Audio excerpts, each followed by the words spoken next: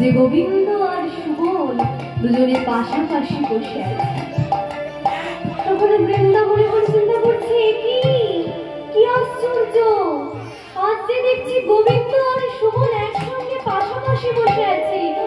এখন আমি কি করব? আমি তো মালা এনেছি এক গাছি, আর আমি যদি এই মালা প্রাণনাথের গলে পড়াই, তাহলে তো ভগবান শ্রী গোবিন্দ আমার মালাখানি পড়বে না। কিন্তু মরম সমাজে সুবলকে পড়িয়ে দিবে, তাকে তো রাধামতিপন জাগবে না। এখন আমি কি করি?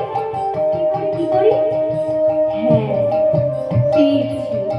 আমি বরং একটা কাজ করব। আমি মালা প্রথমে ওই সুবলের গলে পড়াবো।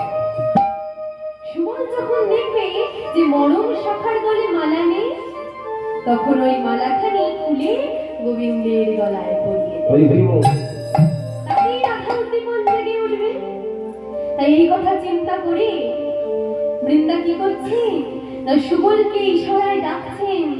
বলছে, সুবল, এই সুবল, এদিকে আয়, শোন শোন।